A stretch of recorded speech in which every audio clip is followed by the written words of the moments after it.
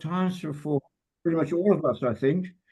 And time zones are a real challenge, actually. I mean, I think it really would help us if each of you, and we'll sort of send a message out to the others too, will let us know, first of all, if and when you have daylight saving in your country, when the clock's shifting backwards or forwards, and what times are feasible for you.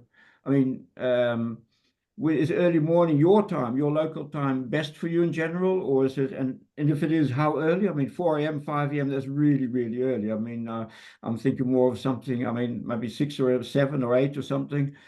Or is evening better for you, your local time? And then until how late?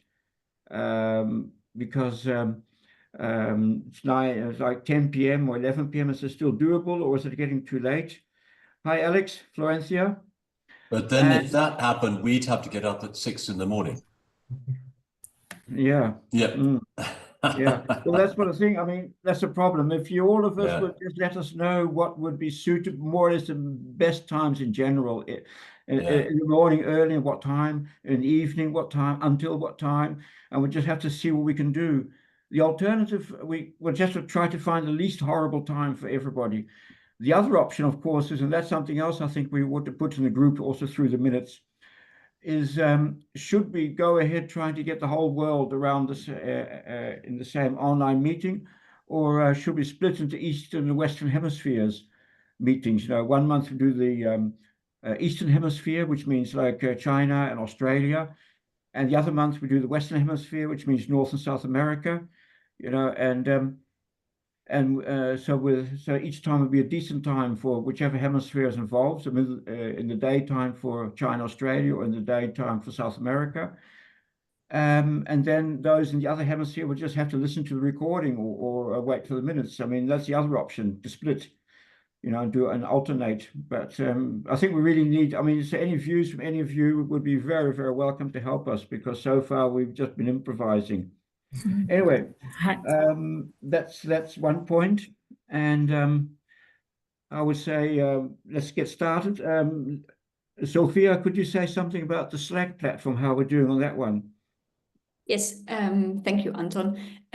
So yeah, maybe for the new faces, I'm Sophia. I work for Eurosite, and so we are behind the ABC working group, and partnering in this initiative of the international network. So yes, we discussed that Slack would be the best option for this network, and some of you kindly suggested that they have a discount for organizations and nonprofits. So we are in the phase of exploring that. Since we are a really small company with limited capacity, it's going slower than expected. Sorry about that, but we are working on it, and I really hope that by the next time I will have the platform.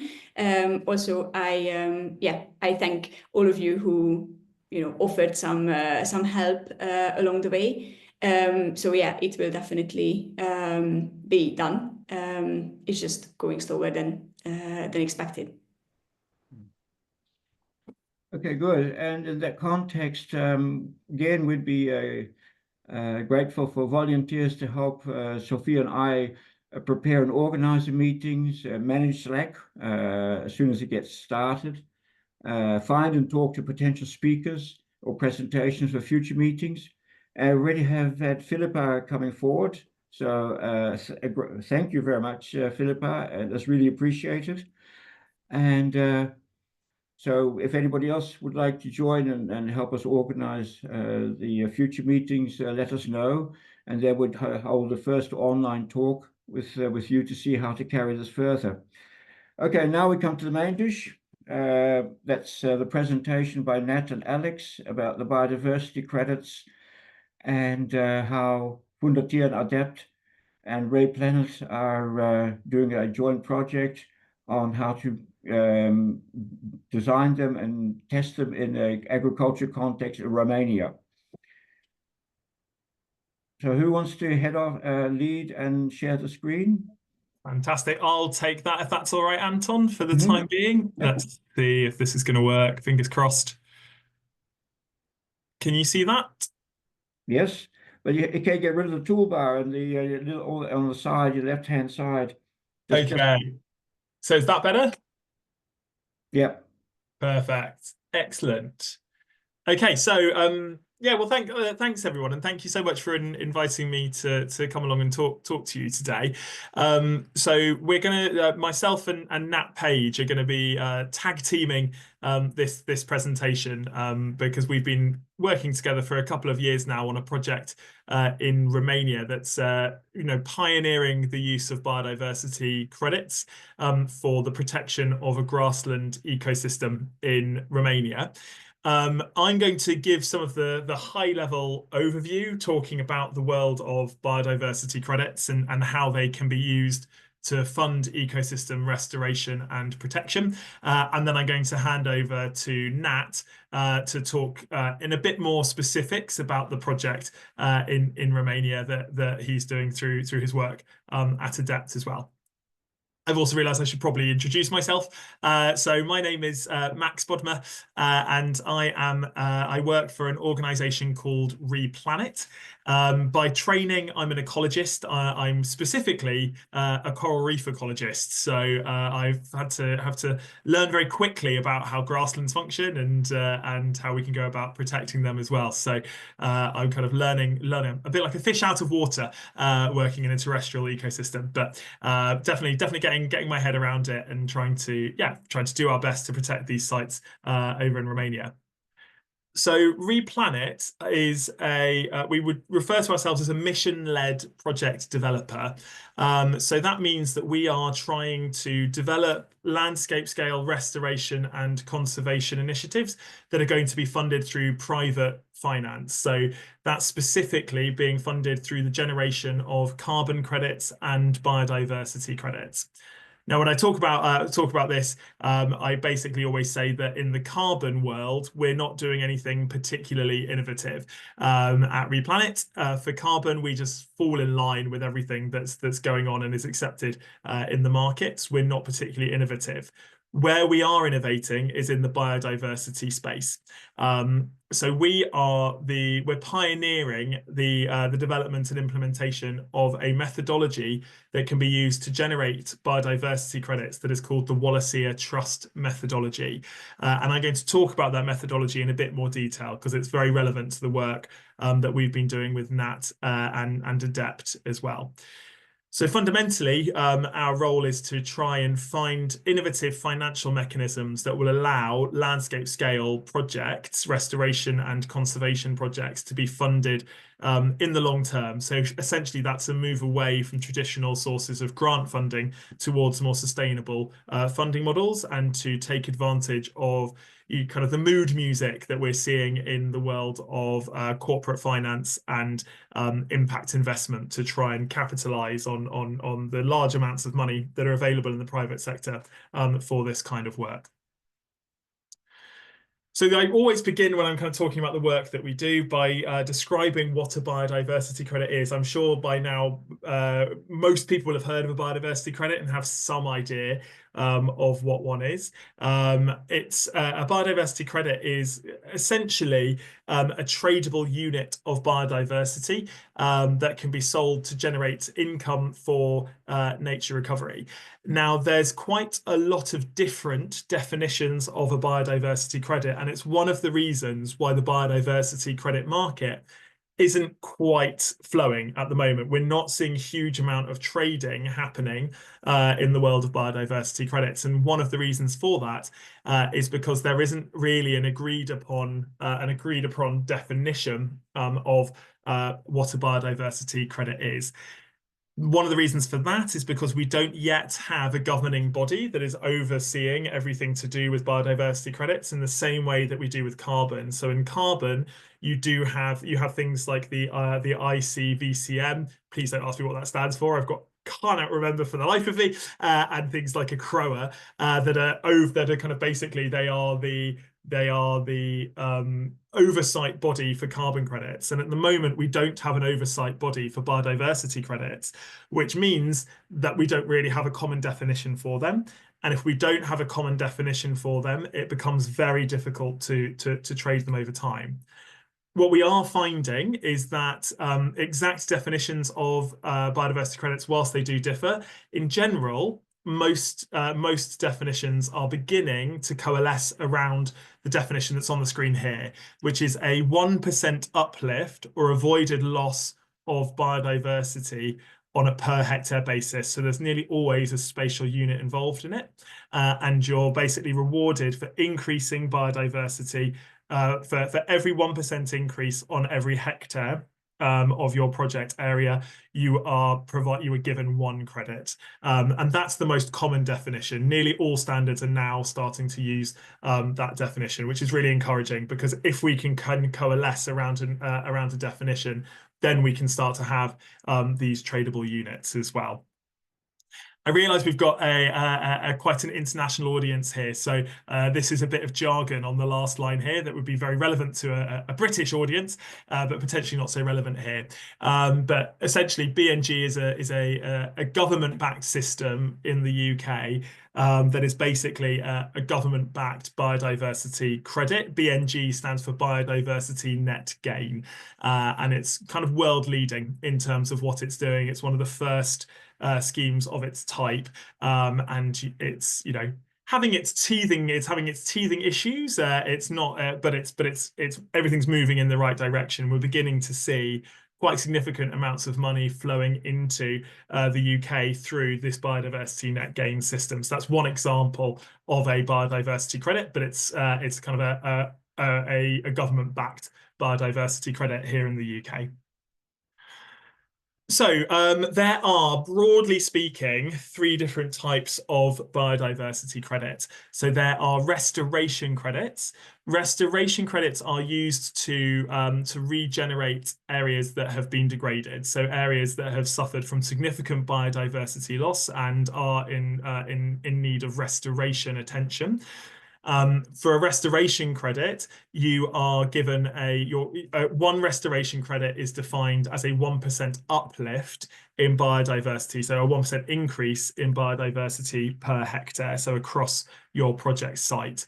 Restoration credits are really sought after by investors because for the fact that they are because the differences that are made are really, really tangible, and quite frankly, they're photographable as well. So that means that they're really, really popular with investors because you can really see the difference. There's a visual story that comes alongside them. Avoided loss credits are a type of credit that is used in order to prevent ecosystem degradation. So you would use an avoided loss credit if you're trying to protect a pristine and intact ecosystem. And that's what the work we're doing with Nat and Adept is trying to do. We've got some very, very high value nature grasslands over in Romania that are under a significant threat from the encroachment of industrialized agriculture. And so we're trying to generate avoided loss credits whereby credits are rewarded for preventing a loss of biodiversity that without that funding would cause basically these high nature value grasslands to be ploughed up and for that biodiversity to be lost. And avoided loss credits are really a really important mechanism for ensuring that you're removing the threat to a pristine ecosystem. The third type of credit that we have is it's kind of a newer credit. There are some certifying bodies that do use them, but it's called a stewardship credit. And a stewardship credit is the idea behind a stewardship credit is that it is rewarding people and communities, particularly indigenous communities, who have previously been doing good things for nature. So there's not necessarily a big threat to biodiversity in a particular area because of the fact you've had a history of stewardship, often a centuries-long history of stewardship in a lot of areas where you've got indigenous peoples that are very reliant on maintaining ecosystem health for their way of life. there's a big concern. One of the big concerns in the world of biodiversity credit is that people who have been the stewards of nature or the guardians of nature are in danger of being excluded from this market, because you can only reward credits for restoring ecosystems or protecting ecosystems that are under threat. So a stewardship credit is there as a mechanism to allow communities that have been doing the right thing for nature to be able to access this financial system. Now, if I put my ecologist's hat on, the definitions, these kind of really quite distinct types of credits, are a bit nonsensical, really, because actually all projects have elements of restoration and avoided loss. There's not really, but you always end up doing one rather than the other. You always end up doing a combination of the two, sorry. But from a financial perspective, the way that the markets work and the way that the calculations work, you have to define your project as either restoration or avoided loss. So again, the project that we're working with Nat on over in Romania is an avoided loss project. So we're basically trying to prevent the loss of biodiversity. But actually, by doing that, in reality, we will probably find that actually there are increases in biodiversity that come along with that. So you're kind of inherently getting some restoration. So this is really this distinction between these credit types is really for the finance side of things rather than the ecology side of things. And it took me as an ecologist a while to get my head around that and to be okay with the fact it's a fairly blunt instrument rather than a nuanced tool.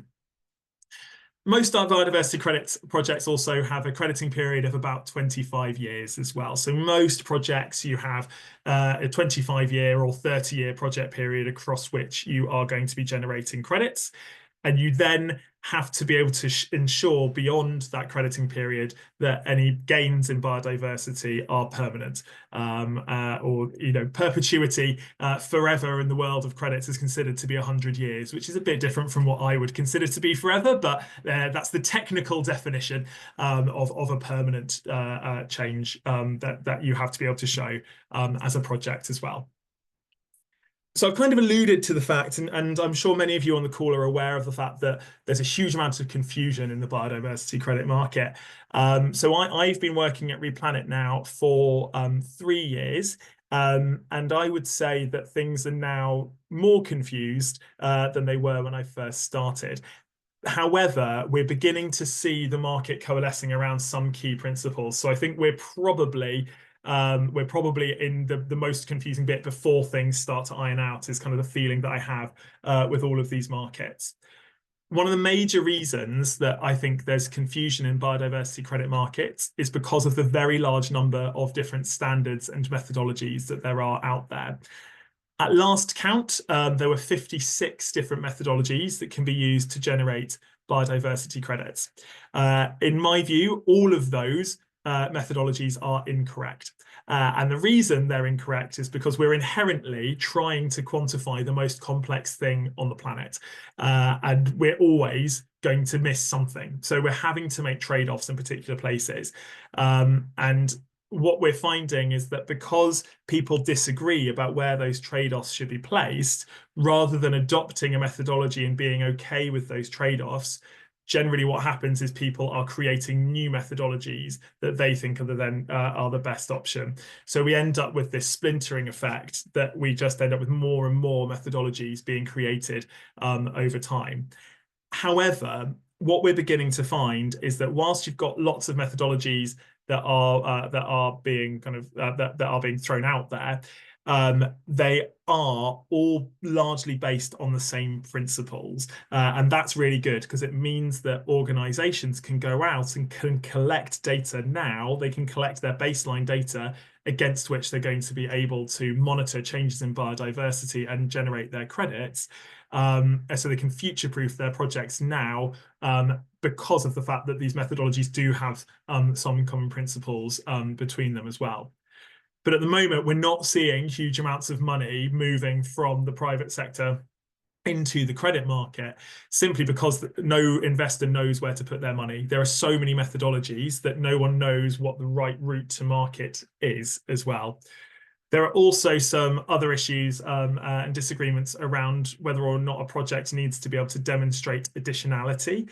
So that is the burden of a project developer to be able to say what would happen in the absence of this project and how much proof is needed for that, how much evidence is required. There were some scandals in the carbon market a couple of years ago that, again, I'm sure everyone on this call is aware of. And those scandals really dug down, really kind of revolved around the fact that some projects basically overstated how significant the threat to particular forest ecosystems were. They overstated the rate of deforestation in particular areas, and that has undermined the whole kind of credit market, specifically with carbon, but it's having ramifications into the biodiversity credit market as well. We then also need to think about whether or not we want to be using multiple different payment for ecosystem service schemes. So do we want to be using carbon credits along with biodiversity credits? And how do we then prove additionality if we're using these? How can we disentangle what a biodiversity credit is funding versus a carbon credit? And that can become really, really tricky as well. So there's a few issues that need to be disentangled before we're going to see really significant exchanges and trades happening in the world of biodiversity credits. But I'm really confident that we're close to this. We're really close to this. There have been some significant changes and significant updates in the world of biodiversity credits recently that I think mean we're going to start seeing trades happening hopefully this year, if not within the next within the next year or two. I think we're right on the edge of this actually starting to move and starting to work as well. So I'm going to go into talk in a little bit more detail about the methodology that we use and that we are the curators of, and the methodology that we have used in the project that we're working on with Nat in Romania. But just some kind of broad principles that I would say generally apply when finding a high quality biodiversity credit scheme.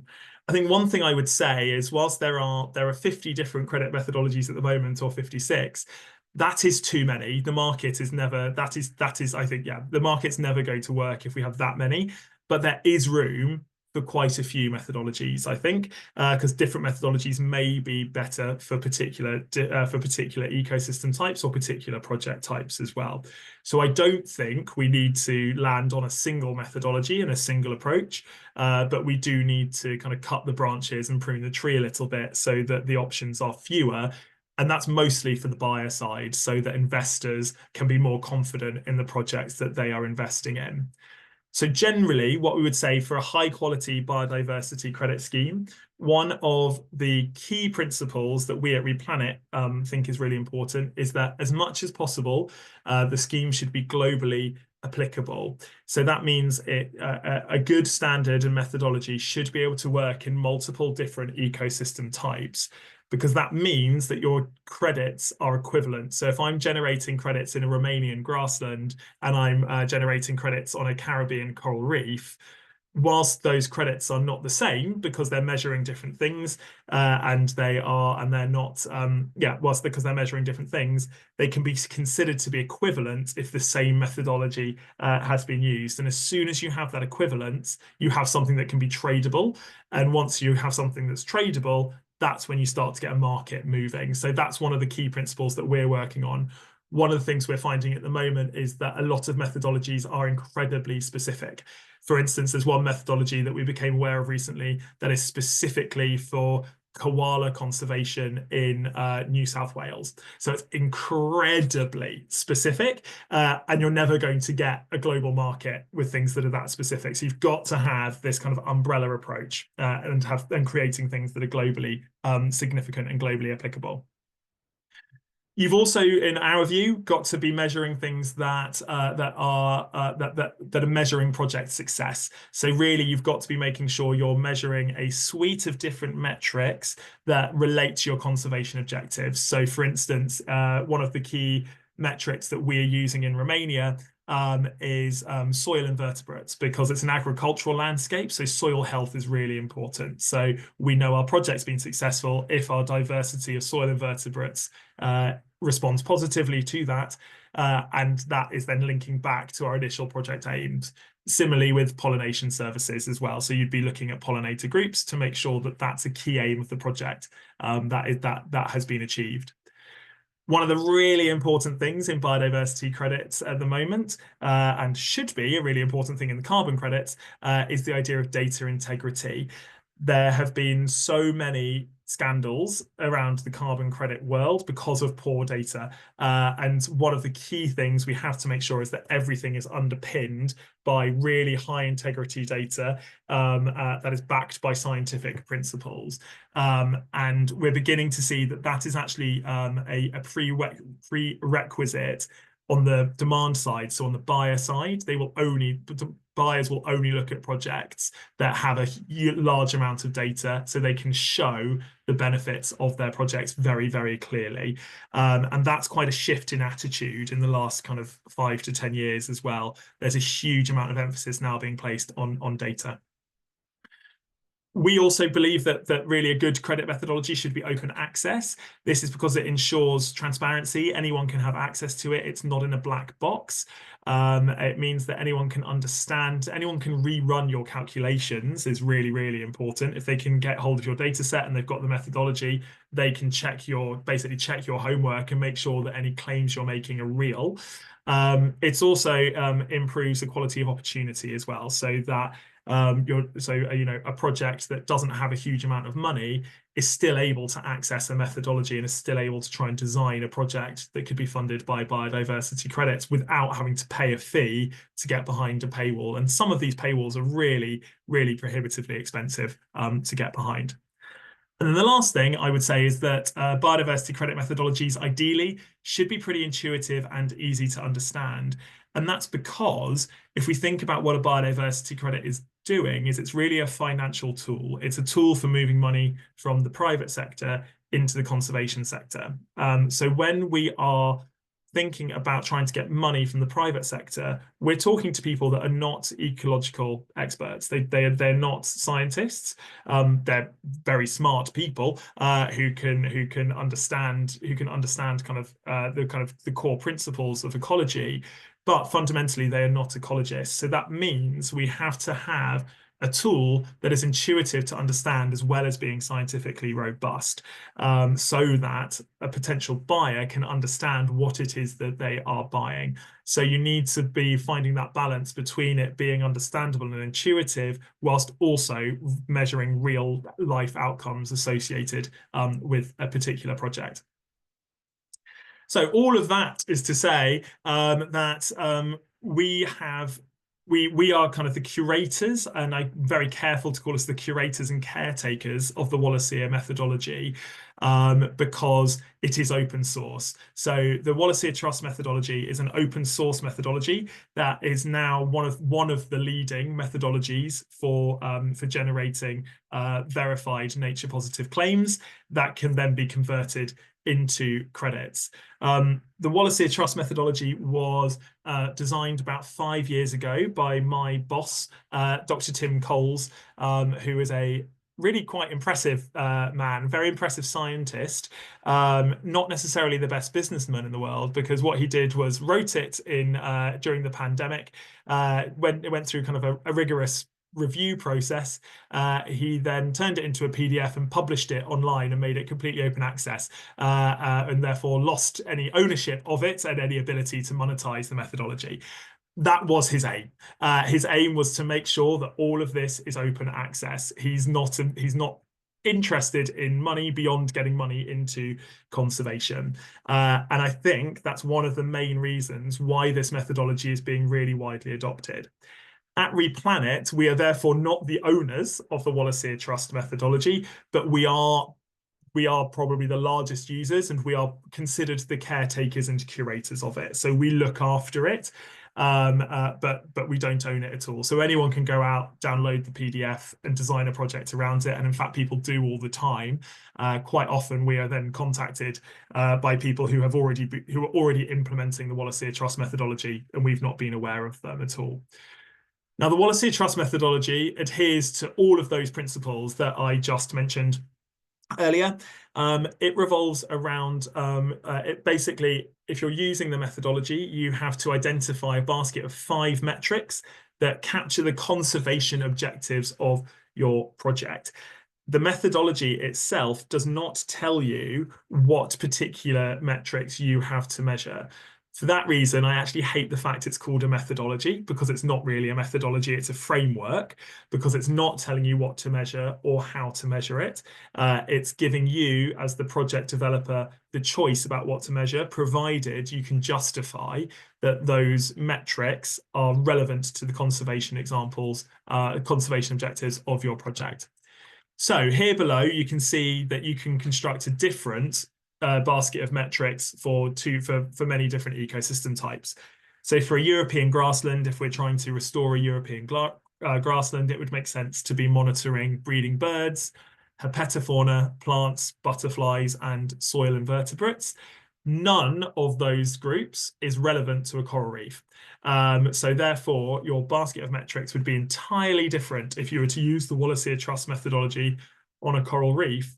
But the mathematics that sits behind the calculations is the same, regardless of whether or not you are in a European grassland or a coral reef. The Wallacea Trust methodology revolves around really intuitive measures of conservation status of the species that you are protecting. So you're awarded more highly for restoring or preserving species of conservation concern. It also rewards increases in species richness. So the more species that you find, the more credits you will generate, and it rewards increases in species abundance. So it's really, really intuitive. You will basically, before you implement the project, you take a time zero data point, and then you measure again after you've implemented. So maybe in 5 years' time, you then go back, measure the same 5 metrics again, and a credit is then rewarded as kind of under that definition I mentioned earlier, which is that 1% uplift in biodiversity per hectare. So that is how you basically are then able to generate a credit using the Wallacea Trust methodology. And that is what we are currently doing with Adept and with Nat. And as I say, I'm not going to go into the details of the project now, because I'm going to leave that to Nat shortly. But we have been working on a project that's an avoided loss project in the Trnava Mare region of Transylvania. It's one of the most incredible landscapes I've ever been to. If any of you have had the opportunity to be there, you'll know. And if you haven't, then go there. It's incredible. You've got these incredible high nature value grasslands. They're often touted as being the most biodiverse areas left in Europe. You've got very healthy populations of European brown bear, and they're a really kind of an amazing environment to be in, but they are under threat from the encroachment of large-scale and industrialized agriculture, because these grasslands are being maintained as a result of low-intensity farming practices in the region. So really what we're trying to do is generate avoided loss biodiversity credits that can be used to establish a payment mechanism that will incentivize local landowners and farmers to continue using low intensity farming practices and not sell land to kind of large agri-food companies to try and protect them. That's all I'll say on that for now, Nat, so that you can kind of fill us in a bit more. Yes. Oh, I think we can't hear you, Nat.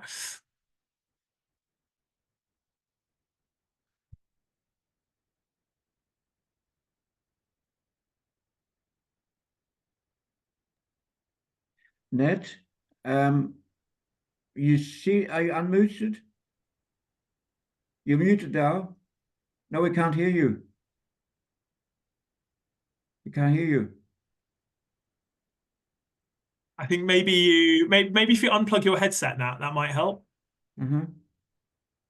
And then if you unmute.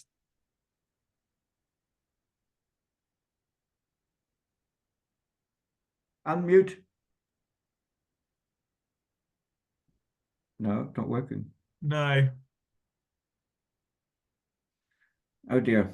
There's If we always do, technology is always a there isn't there? We had this when we were online earlier, didn't we? Nat? Maybe if you do what you did earlier, that might kind of help. What I might do, just in the interest of time, Nat, whilst you're fiddling with the audio, I'll continue. I've just got a couple more slides before I hand over to you. So hopefully we can sort the tech issues out. Brilliant. So in this project in Romania, we've been applying the Wallacea Trust methodology to generate the baselines so that we then know how many biodiversity credits the project is going to generate. Our basket of metrics that we've selected is in this diagram here. So we've been looking at breeding birds, herpetofauna, so reptiles and amphibians, plant diversity, butterfly diversity, above ground arthropods, basically to get an understanding of pollination services, and soil invertebrates to get an understanding of soil health and turnover as well. So for breeding birds, we basically did a huge number of bird plots and bird transects. The herpetofauna, we did active searches across the grasslands. The pilot area that we're working in is a 2,000 hectare area, so they're really quite significant areas of land that we're working in here and trying to protect. Plant surveys were done through standardized botany surveys using ecologists from the local university. And then the invertebrate studies were done using fairly standardized invertebrate surveying techniques. Now, just before I hand over to Nat, I just wanted to kind of just touch base on some of the challenges that are faced when quantifying biodiversity. One of the key things, and it's one of the key things we get asked about all the time at Replanet, is how you can balance the need for ecological validity versus cost. Doing biodiversity monitoring at scale is hugely costly. So you've got to make trade-offs, and you've got to make sure that you're sub-sampling, but then you've got to make sure that you're sub-sampling at a high enough density for the data to still have that really high integrity as well. And getting that balance right between ecological validity and cost is really, really important. The other thing one of the other things as well is when we start to think about scale. So biodiversity credit projects at the moment, most projects we're working on are probably between 2,000 and 5,000 hectares, but we're beginning to see people wanting to start generating them over huge landscapes. We're talking 200,000 hectares, 300,000 hectares of land, and that presents a real challenge from a monitoring perspective, because it's not really feasible to have huge numbers of ecologists going out into the field in order to do this work. One of the key things that we've really found, whilst particularly working in Romania, is the logistics of being out on the field. With all the best will in the world, you can decide that you need to go and do a sampling location in the middle of a particular field. But when you get there, maybe it's been raining and it's just a muddy track. You can't get down it. You don't have permissions to be there. Potentially, you've got a disease outbreak in your livestock, so you're not able to get to particular areas. And weather, I'm sure we've all had experiences with that, where the weather just prevents you from going out, and maybe you have 3 weeks of rain and there's no point doing a butterfly survey at that time as well. So there's some real kind of challenges also associated with the logistics of collecting all of these data as well. Another key core principle in the world of biodiversity credits is that all data need to be auditable. So they have to be auditable in order to be able to prevent greenwashing, so that data are ultimately able to be that data are ultimately able to be verified by a third party, so that any claim that that a project is making can be properly verified as well. So that's just some of the challenges. So I think that is that's it from me. Thinking specifically about, thinking kind of about the macro view of biodiversity credits. I can see that Nat's dropped off. Have we got him back? Yes, I'm back again. He's back, and we can hear him. Oh, great! I rejoined, hoping it would fix it. Yeah. Excellent, fantastic. It has. Well, perfect timing, because it's over to you, Nat, to talk a little bit more about the beautiful Târnava Mare. Yeah, I was interrupting you because there was a question which you might explain briefly. 1% is easily understandable as an uplift, but how does it work for stewardship or avoidance of loss? For avoidance of loss. So for avoidance of loss credits, what you have to do is you have to take a a baseline in your project site. So you're taking a baseline in the site that you're trying to protect. So this is actually quite a good example. So the photograph on the right-hand side of your beautiful hay meadow, you're doing you're measuring your 5 metrics in your project site. You're then identifying a reference site, which is a site that you're saying is your without project scenario. So you're saying, if we don't protect this area, then we're going to end up with this kind of very degraded landscape. So in the context of this grasslands project, where we're trying to prevent the encroachment of industrialized agriculture, our reference site was basically kind of large agricultural fields that are right next door to these very high nature value grasslands. So we're basically comparing what the image on the left is to the image on the right, essentially. And then you're basically then generating both baselines, and you're looking at what the difference is between those two different habitat types, what the difference in biodiversity is. You then re-monitor throughout the project period, so at the start of the project, you know how many credits the project could generate because you know what the difference is and you know what the area is. If you're monitoring every 5 years, for instance, across a 25-year project, if at the 5-year period you have managed to maintain biodiversity, you are rewarded. You can issue 20% of the credits. And then after the next 5 years, you can issue the next 20% of the credits, provided that the project has maintained biodiversity. If biodiversity hasn't been maintained, then there will be a penalty, or those credits just simply won't be issued at that point as well. So that's how it works in the context of avoided loss. Thanks, Nat. That's really important for understanding this. Right. Very good. Yeah. So if I may interrupt briefly, just one other question relating, because I may also deal with it now, about why are there 6 metrics in the Tarnava Mare project? We counted 6 rather than 5 just now. Yes, that's because there's within the biodiversity, within the Wallacea Trust methodology, the basket has to be at least 5 metrics. It doesn't have to, it can be more. So for the Tarnava Mare project, we chose to do 6 because we added in butterflies because it's a particularly important site for butterflies. So that's why we added that in.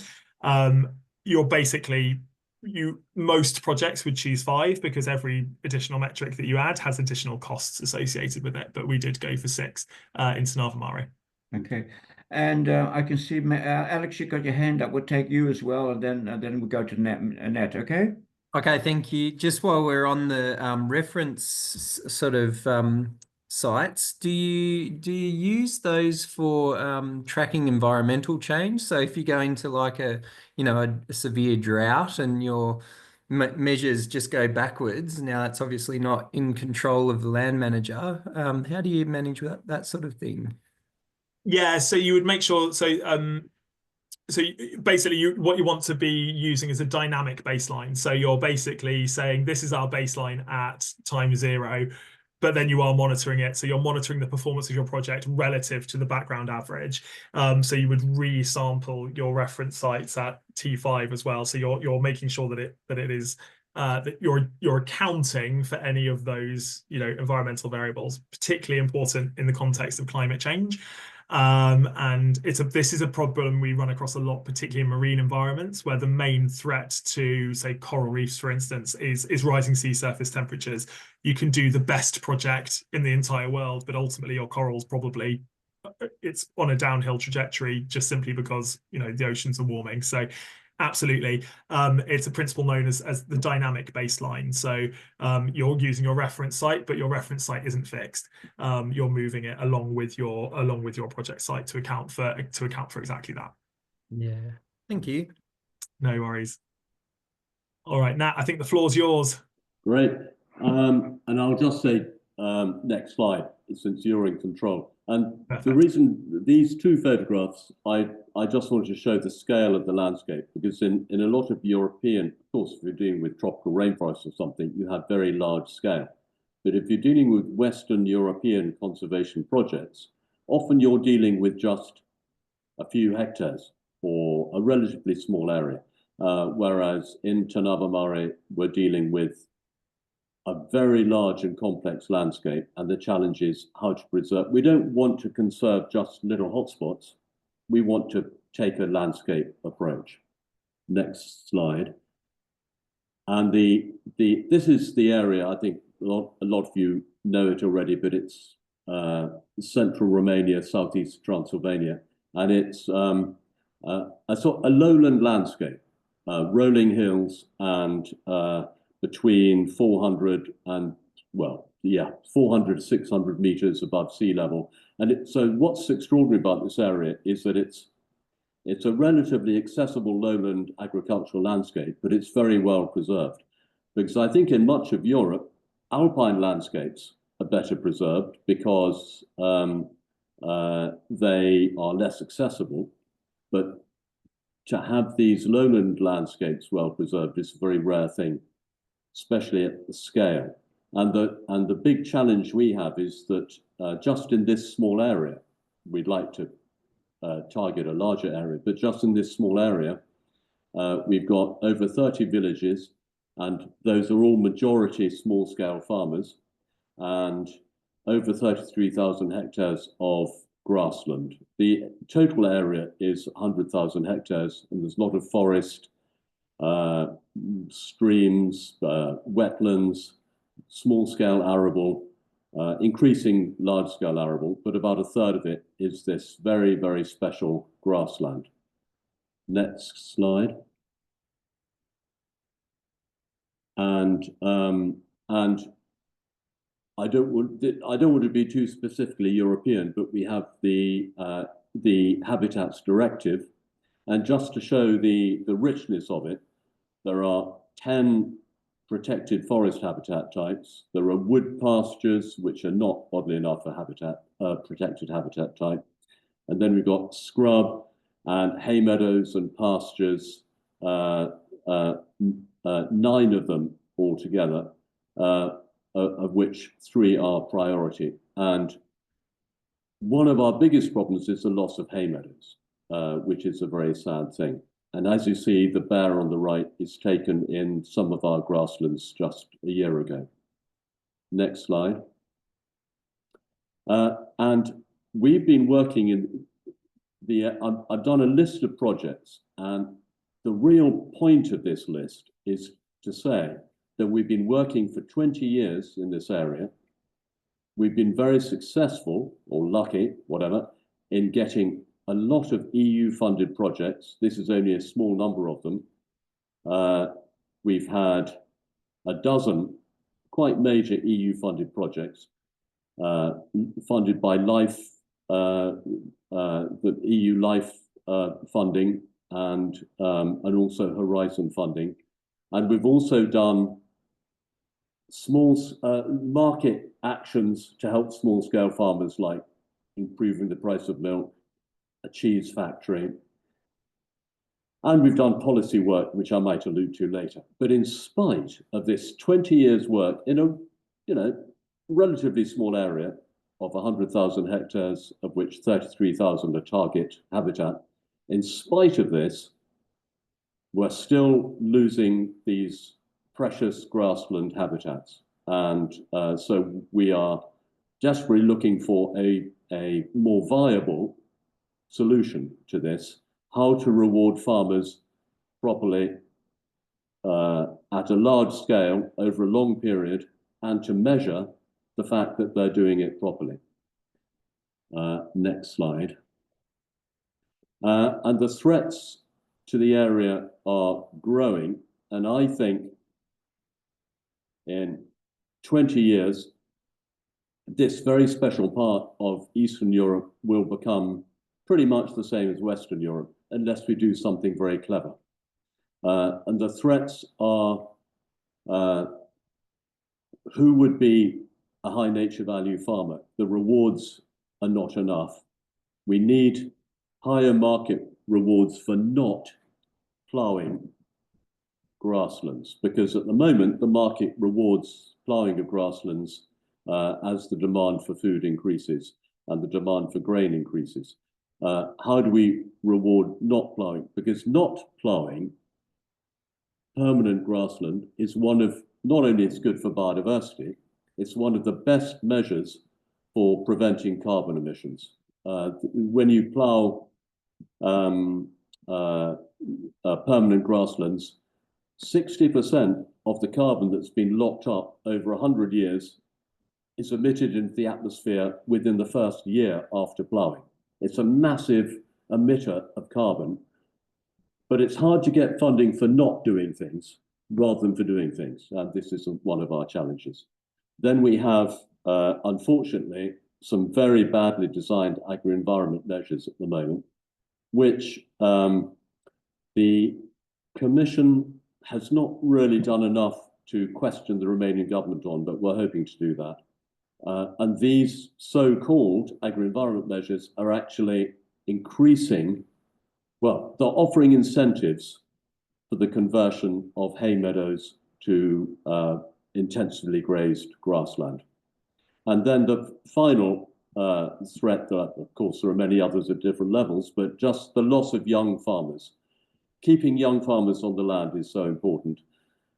Small-scale farming is a important element in creating the mosaic, but there's no way we can expect small-scale farms to continue unchanged, but at least we want to modify the way they change the use of the landscape. Next slide. And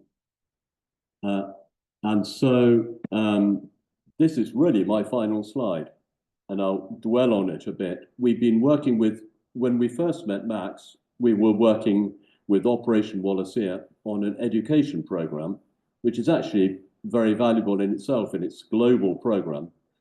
It offers it offers schools under the supervision of university postgraduates to do repeated have adventures overseas. But what they do on their adventures is they do repeated annual monitoring. So we as ADEPT, for example, we benefited from over 10 years of repeated annual monitoring of key elements in our landscape that were paid for by Operation Wallacea because the schools wanted to give the students the experience. But as Max mentioned, partly as a result of COVID, Operation Wallacea looked for new ways to use its skills and its important team of scientists, and they looked at developing biodiversity credits. And so that's why we're lucky enough to be working with them now. And I'm calling RePlanet a business spin-off of Operation Wallacea. I don't know whether Max is happy with that, but yeah, I would say that's pretty much hit the nail on the head now. yeah, good.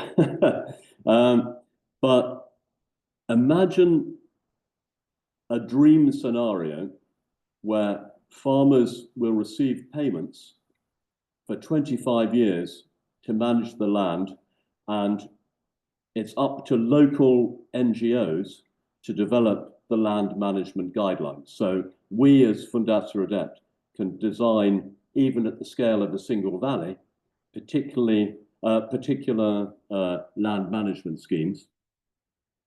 And they can then be, I mean, of course, these are linked to the biodiversity credits, but we are therefore in control of the design of the management, which makes it locally suitable. And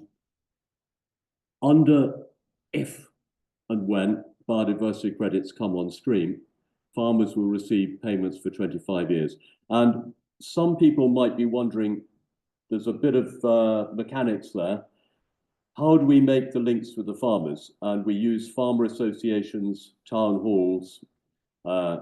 We are very confident that the farmers will sign up to this because it will not only improve their income, but they have human beings to talk to rather than imposed national level agri-environment schemes which don't actually suit them, and and they can see the relevance of what they're working. And we've mentioned the magic words results-based schemes here because what we're doing with our 6 metrics is basically we're offering people funding for results.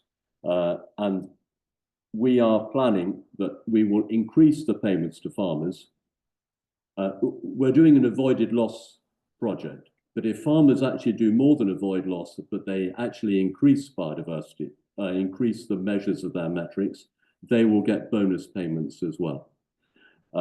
So farmers find this attractive. It's not bureaucratic, and they have human beings to talk to. And then there will be annual management by, in our case, by Fundacja Adept or by the NGO, 5-year detailed monitoring throughout the 25-year period, and all this will be paid for by the private sector. So this is a dream, and we've been working with Replanet for 3 years on this. The first year's work, for this kind of scale we're working on, which is up to 1,000 hectares of grassland, it costs about 100,000 hectares to develop the baseline, which sounds an awful lot of money, but actually the farmers will get more than that every year once it comes on stream. And so the initial investment is a barrier, but I am sure that once biodiversity credits come on stream, that initial cost will be covered by the potential investors. So that can be, it won't be a barrier anymore once it comes on stream. Next slide. And just to show there is this, a Dow Jones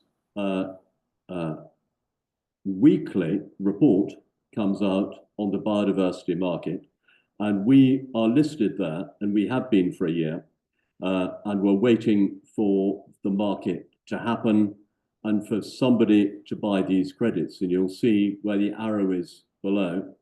There are 400,000 carbon credits and 420,000 biodiversity credits for sale, which will save about 1,000 hectares of hay meadow once they come on stream.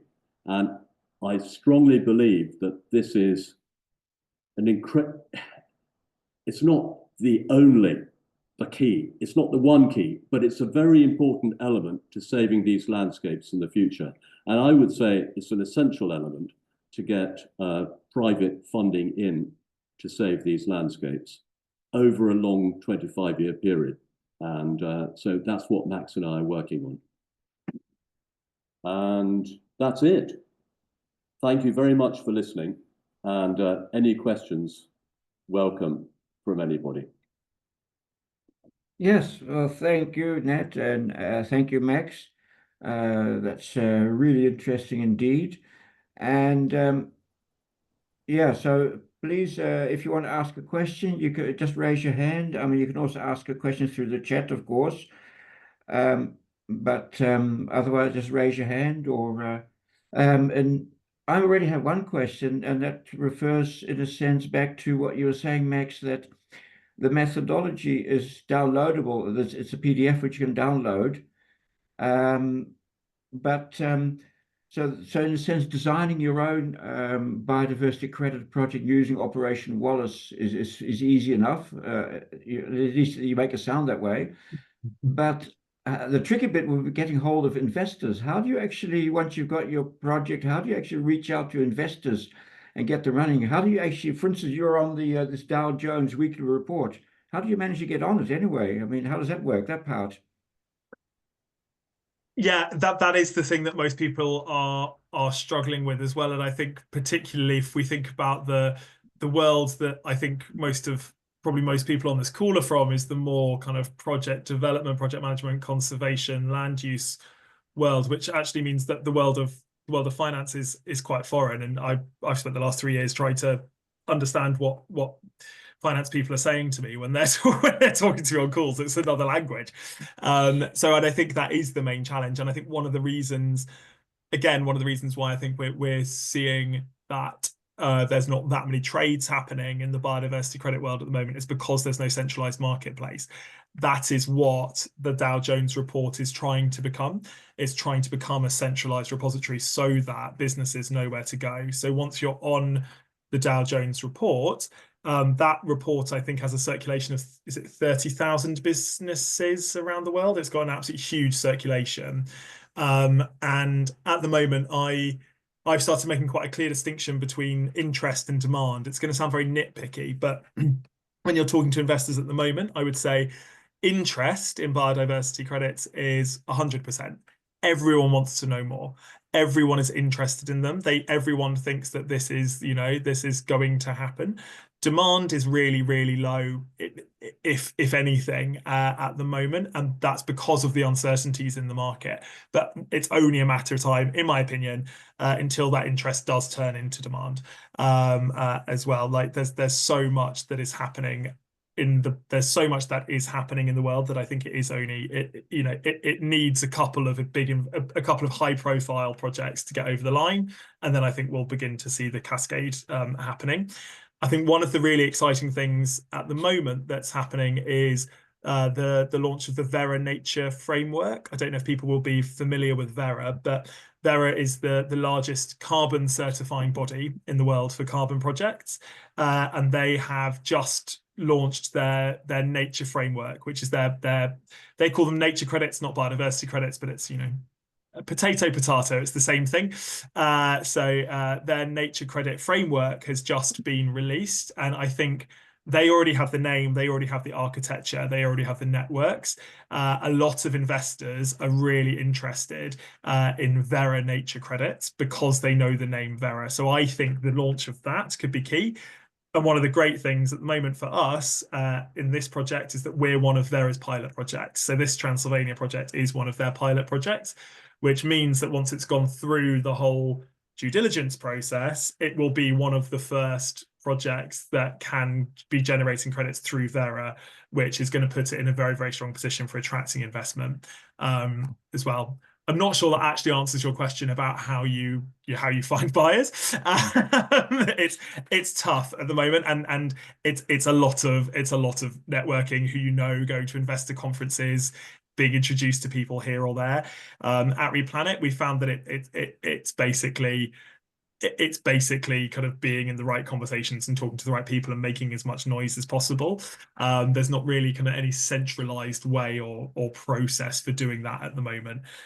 It's about kind of getting into the investor networks and going to the conferences and things is generally how those connections are being made. Okay, before I hand over to Brendan, I would say then, to sum up, because you just mentioned there's a lot of network involved, getting to know the field, having the right contacts at the Dow Jones report, the Verra framework. So basically, if one of us were to start a project somewhere using your method, the Operation Wallace methodology, once we've got off the ground, we'd be wise to go to you and ask you to get us in touch with the investors and get us into the Dow Jones report, right? You're offering the service of actually making that link between a project and the investment world. Is that right? Yeah, we do. It's not that formalized in a weird way. It probably should be more formalized than it is at the moment, but because everything moves so quickly. But yes, essentially, we are, as an organization, we're very well connected, and we're also, as I said at the beginning, we're a mission-led organization, so we really are wanting to help as many projects as we possibly can, and we do often come across investors who are asking for quite specific things from a project that we don't necessarily have any projects that fit that bill that we're directly working on, but there might be someone within our network that we could make an introduction to, and those things as well. So yeah, absolutely, we are, as an organization, we are always open for talking about projects and trying to help people figure out and navigate their way through this as well. I think it's also kind of quite important to say I would never claim that we have all the answers. I think one of the things that's fairly unique about Replanet is that we are doing the doing, and we're one of the organizations that is doing more doing than some other people. But that doesn't mean that we are always getting it right, or we're always got all of the answers. But we're giving it a go, I would say, is that kind of what we're doing at the moment. Okay, well, that's good to hear, and I think so. If any of you want to, you know where to go now, and we've got your you gave your email at the beginning on the slide. Brendan, you had a hand up. Oh, we can't hear you. Okay, I'm okay. Speak. You can hear me now. Okay, yeah. Listen, thanks, Max. That was an absolutely superb and fascinating presentation, and I really enjoyed it. I have more questions now than I had before. It's the only problem.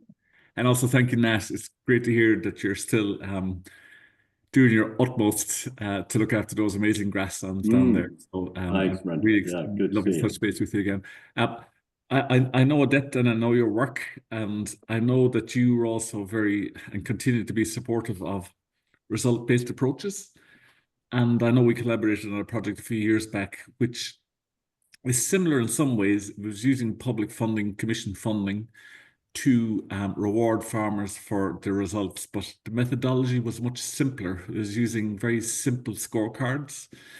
So my question would be that if that simple methodology, which was good enough to work for the public purse and had the benefit of being less costly to implement and also probably more transparent to the landowner, if that was sufficient and worked well, this model that you proposed tonight, it's much better, but it's much more expensive, I suspect, and probably less clear to the landowner as to what signals you're going to give him. And just one little additional question there. A lot of the measurements may vary on factors out with the farmer's control, so the presence of pollinators and so on. So can potentially the credits be impacted or reduced by weather events about which the farmer has little or no control? Sorry, that's just one of hundreds of questions I could ask, but just to start with that one. Yeah. Well, it's a very good question. In fact, somebody else was asking about the initial investment. So I'll just speak very briefly about that. Replanet do it. They're not just talking and designing in the office. In Romania, they have set up teams of mostly Romanian experts, but we do the DNA testing to identify soil invertebrates. Max, that's right, isn't it? We send it abroad for that. But apart from that, everything is done in the field and by teams that have been set up under the management of Replanet, which is fantastic. But the cost to them in the first year and us, because we did a repeat session, was over 100,000 euros, which is a massive barrier. But somebody said, what was the point I was making before? What I was saying was, once biodiversity credits are accepted in the market and on stream, I think that the initial investment will be repaid or even initially covered by the potential investors. So we might say to Goldman Sachs, you pay the 100,000 and we'll give you first offer at buying the resulting credits, something like that. So there is a hefty bill to pay. And Max, yeah, why make it so complicated? Why are there 5? Why don't we just have 1? In Romania, in the results-based project, I think, I know that in Ireland it was more complex, but we only had 1, which was floristic diversity on a 100-meter transect. That was it. And that was the basis of our results-based payment scheme. And we felt that was a good indicator of general habitat health kind of thing. But maybe you need more to convince the market. Is that right? I think that's it. I think it's more to do with the impacts on the private side of things, in the private sector. We're finding that a lot at the moment. There's some projects we're working on in England at the moment that are government backed, but they also need private finance being gotten kind of into the mix as well. Generally what we're finding is the reporting and monitoring requirements to access the government schemes are much lower than they are to access the private schemes, and that's largely because of wanting to avoid perceptions of greenwashing, wanting to actually avoid greenwashing, whatever the motivation is.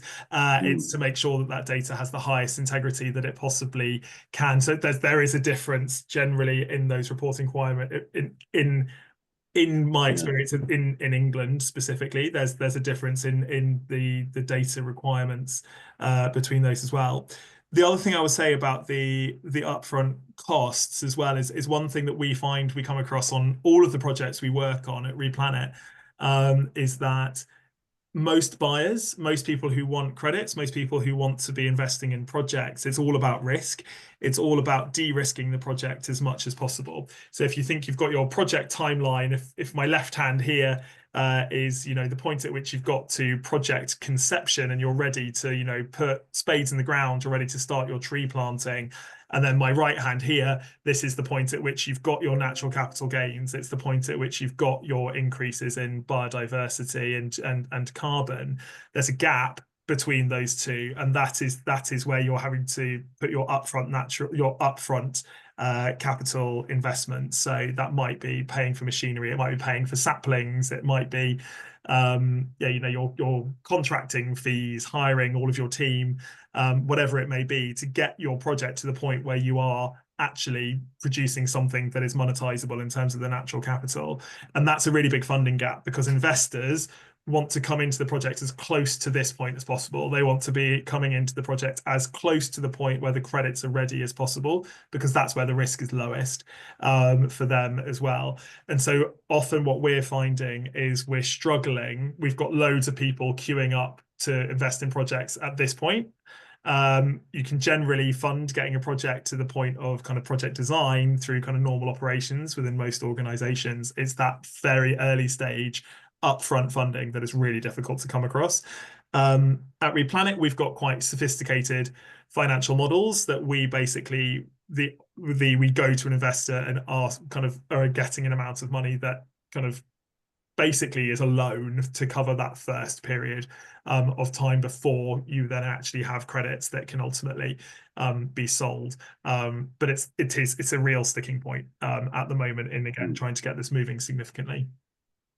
And going back to another question of Brendan's, having 5 metrics could be, or 6, could be a kind of guarantee against these random effects that are not under the farmer's control. So if you're only measuring 1, maybe it's more vulnerable. But you did also mention, Max, that even the baseline is movable. So if you've got bad, you know, climate effects that are not under the control of the farmer, these are somehow reflected in the way that you do the monitoring, because it's what you said before, because both the baseline and the current can adjust to current situations. Is that more or less what you said? Yeah. Yeah, I think there's also there's an element of all of this where you have you also have a buffer pool as well, and that's the case in carbon projects and biodiversity projects. So a project actually only will ever issue 80% of the credits that it generates. So it will, and that extra 20% goes into what's known as a universal buffer. And that's a universal buffer. Every single credit project under a particular standard, 20% of their credits goes into this buffer. This is just money, though. This is finance talk. What about the farmers? The farmers might feel there's a risk. They might think, bloody hell, if I sign up to this and something happens, I'm going to have to pay all the money back or something. And so we have somehow to make the farmers feel reassured as well. In terms of that they don't feel they're taking on a risk, that they're doing their best, but results will go down and they'll be penalized. I think that's ultimately that sits at the project level, doesn't it? That's about the design of the results-based payment scheme at the project level rather than at the credit level, I think. Just maybe add one final point. Sorry, thanks very much for those explanations. I think I know in the past, Nat, we've designed these result-based scorecards to reflect the ecological integrity using indicator species, but we've also factored in the effort of the landowner or the farmer to manage in the right way. So even if the indicators, ecological indicators, might vary a little bit up and down. At least the effort is being made and being rewarded as such. So it's a slightly Good. different approach, I Nice. suppose. I must talk to you before we sign the contracts with the farmers, Brendan. I must talk to you. You can help us if you'd be so kind. No problem. Yeah, but That's a thanks for nice that. idea. Thanks for your answers. And Yeah. over to next questions. Okay. There are two questions waiting. There's a question from Philippa and from Alexandra. Philippa, we had a question about the 1%. I don't know if that's been satisfactorily answered. It's in the chat. It has. Okay. The other question is about the aspect about the initial investment. Is that that was the other question? And then Alexandra, I think Nat just answered that one. Yeah. Okay. I have another question, but I will let Alexandra go because I've already gotten two questions answered. Okay, over to you, Alexandra. I would be interested to learn more about the offer you have for the farmers. So first of all, Nat, you were saying that the agro-environmental schemes are not offering a sufficient incentive. So I'm curious about how the payments you are offering compare to those. And also the contract, 25 years is quite long. So you probably need some to make a good offer to convince farmers to sign this contract. Yeah. So I'm also curious if you're offering some minimum guaranteed payment and maybe some bonus part that depends on the sales price or the outcomes of the project. If you could. Yeah, we've been discussing this. Two very good questions. So the first one, the payment, it's around 280 euros a hectare, which is quite competitive, but it varies according to the initial biodiversity that you find.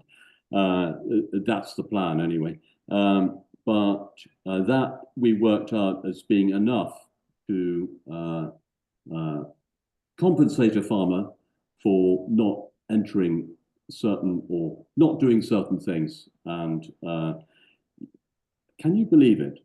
In Romania, you get about 300 euros a hectare if you mow by hand. You're not allowed to use any tractor after the 1st of August, or you can graze any time of the year without any restrictions. They're mad. They are paying people to destroy their hay meadows. So we're trying to stop that from happening. But anyway, we decided on the level, which was, in this case, about 280 euros a hectare, which we hope will be enough. And what was your second point? Can you remember? It was about long-term agreements. Oh, yes. I've been discussing this with Tim Coles, and we think we're going to do a 5-year contracts with farmers, because I think many farmers won't want to commit themselves to such a long period. So 5-year contracts that can be renewed every 5 years. And I hope that'll work in the financial market, Max. But this was our solution, unless somebody like Brendan can find a better one. Because I agree, I think farmers would be reluctant to sign up for 25 years. But if it's a repeatable 5-year contract, and also these payments are index linked as well, which is quite important. So that was our solution to that one. Well, I'd be curious too, Max, maybe you can't answer this question because it's too new, but do you think the investment world would accept relatively short contracts of 5 years, or do they insist on like 25 years and above? Yes, that's an interesting question. I think it's I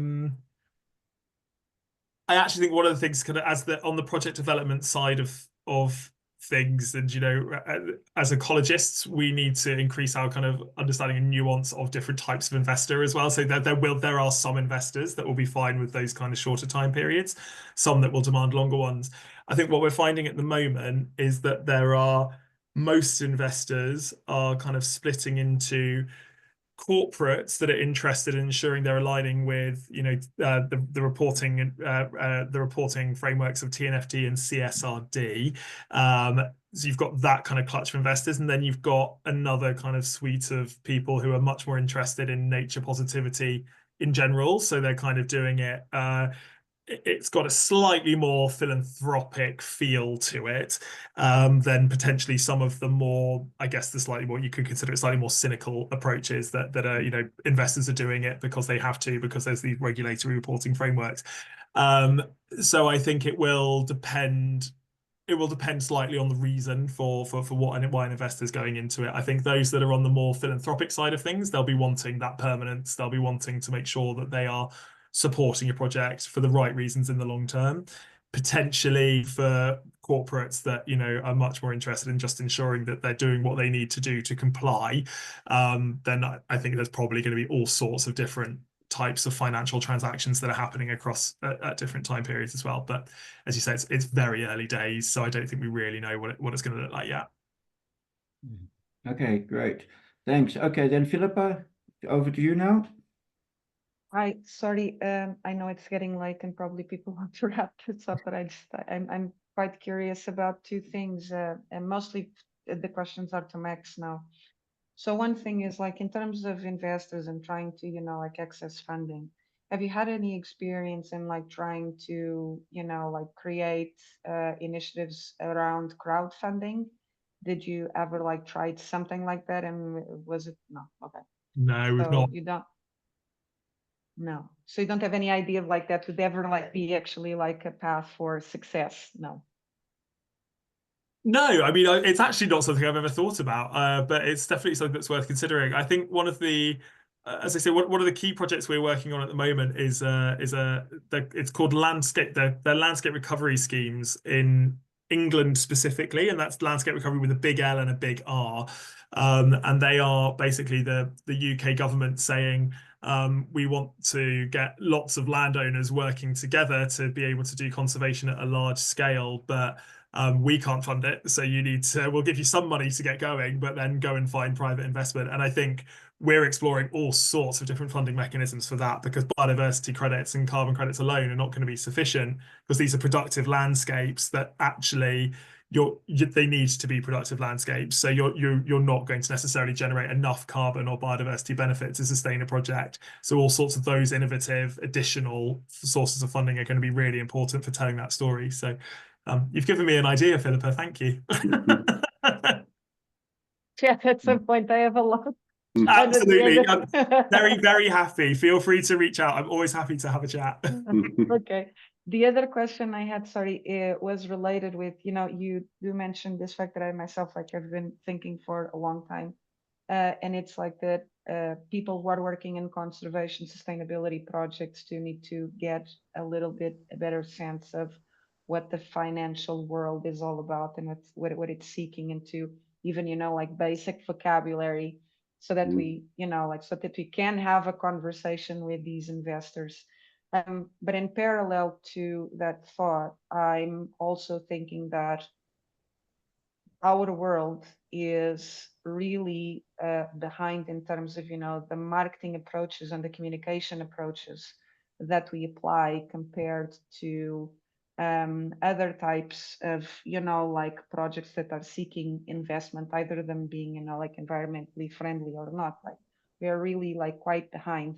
And I wanted to ask, in terms of, like, Green Planet, like, your experience, like, how far do you guys go in terms of, like, investing in your marketing campaigns? Like, how strong do you think you are in that, and how much do you think, like, you should be, you know, like, you should be investing in that? Not that I'm a communications person or anything like that, but I think it's a really interesting question. I'm gonna ask Nat to cover his ears and not report back to my boss, because we're terrible at it, and we need to be a lot better at it. It's actually, I think it's one of the keys to all of this.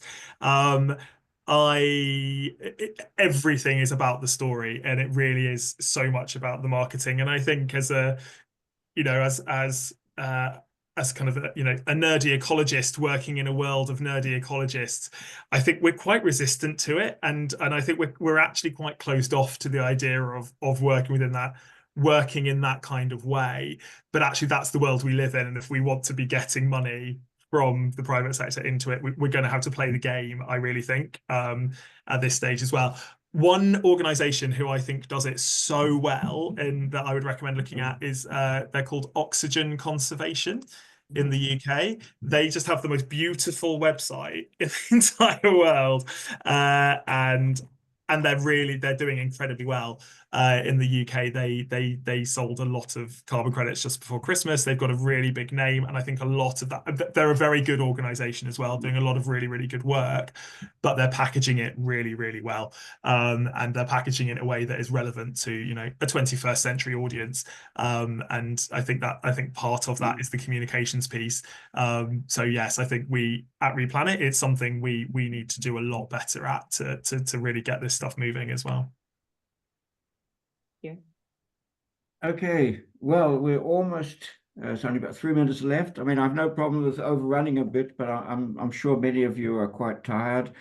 And we've got a spread of people from South America all the way through to Australia, all different time zones. So I think we should try to stick to the time. If there's no more questions about this topic, I'll just finish the meeting. Anyway, thanks a lot, Max and Nat, for this presentation, and thank you all for the great discussion afterwards. And I think if you want to get in touch with each other, I'm already glad to hear that there already one concrete project seems to come out of it, that Nat is seeking advice from Brendan about how to help draw up the contracts with the farmers. So that's a kind of cross fertilization. Only if he brings me to Romania. I'll come in your rucksack, Brendan, as well. Great. So I think we should set that's the whole point of this meeting as well. If any of you would like to be in touch with Max and Nat afterwards about any of what was said today, I think we have no problem publishing your email contacts in the report. That's fine. Yeah, go for it. Right. Yeah, so you can continue the discussion. And once we've got Slack up and running, then we can actually do discussions there. So to conclude, the first thing I wanted to briefly mention, but I don't think we really have time to discuss it now, is that the next International Land Conservation Network Global Congress will be in Melbourne in Australia in October 2027. But they're already starting work and preparing this Congress. It'll bring together conservationists working on private land conservation from around the globe. And agriculture, the link between agriculture and conservation is likely to be a feature on the agenda of that Congress, which means there's a great opportunity here for us to come up with ideas for what we could do, you know, at that Congress, a presentation, a workshop, a panel discussion. I mean, all sorts of ideas.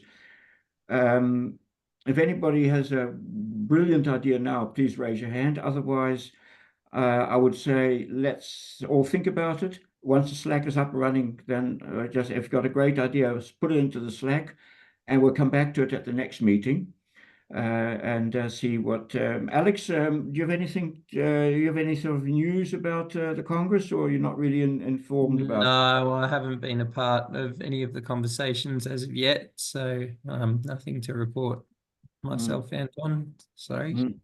No. Okay.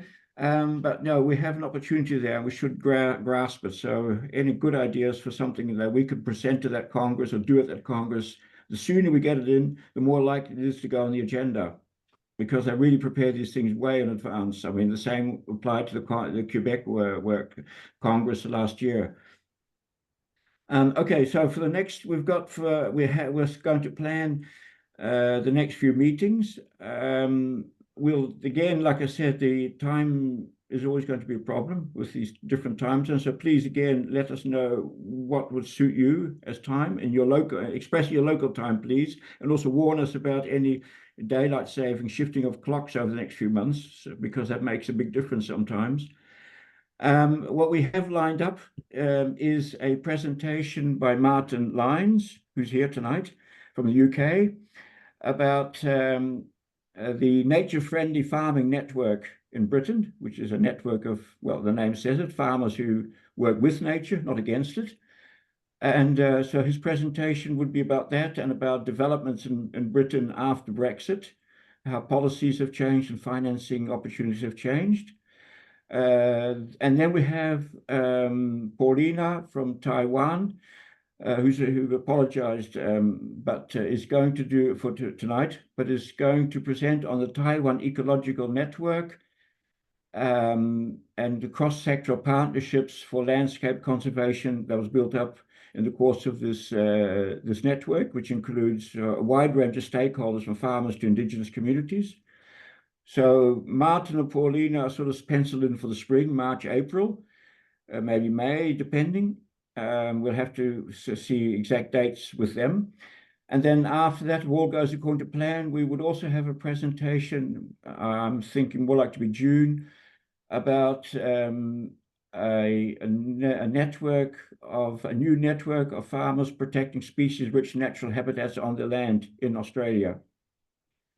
And then in addition to these presentations, we will also have as agenda items over the next few months, in no particular order, the UNESCO International Year for Rangelands and Pastoralism 2026. Could we join it? And what could we usefully do in that year if we wanted to join it? Then the Sustainable Agriculture Network, an international network that exists. What is it? And could we work with it? And I will also give a report in April or May, most likely April, depending on when the meeting is, about the Forum for the Future of Agriculture, which is being held in Brussels at the beginning of April. It's a huge meeting involving not just farmers, but also agri-industry and investment and policy. I will be attending that meeting, and I'll give a summary report of what came out of the meeting that could be relevant to us. So those are the things that are more or less in the pipeline for the upcoming meetings. And so that was a sneak preview. And I think, yes, we've reached the end. Anybody want to say something before I close the meeting? Yes. I'm desperate to say something, but I don't want to offend Alex. It's really exciting to have President Zelensky appearing in this meeting. You look very like him on Zoom, Alex. I know you're probably I think much it's younger only than in Zoom, but I Yeah. don't know if that's a compliment. Maybe it is. I've seen him so much on Zoom, and it's been quite spooky. At least you seeing him didn't this say evening. Putin, Yeah. because I do have Russian heritage. So Okay, nice. Yeah, good. Anyway, it's a very exciting group you formed, Anton. Well done, and it's a pleasure to be part of it. Well, thank you, Nat. Yeah, and just hope this group continues. And like I said, there were several apologies for tonight. I mean, the time issues are always a big problem, always going to be the big problem. But that's why we're recording this meeting, and we'll also publish a summary report so those who could not make it for whatever reason can still join in. And once we've got Slack up and running, I think we should be much easier to communicate with each other in a user-friendly, humane way. So I would say, well, thank you all for being up so early in the morning. So if you offer a well-deserved breakfast for some of you, and for others, it's probably getting on to, well, very late. So again, thanks for staying up so late. And hope to see you all at the next meeting. We'll be sending out information about that as soon as we've got times and dates kind of fixed with the speakers for the next meetings. And so wishing you all a good day or a good night. Thank Thank you, Anton. Bye, everybody. Bye, everyone.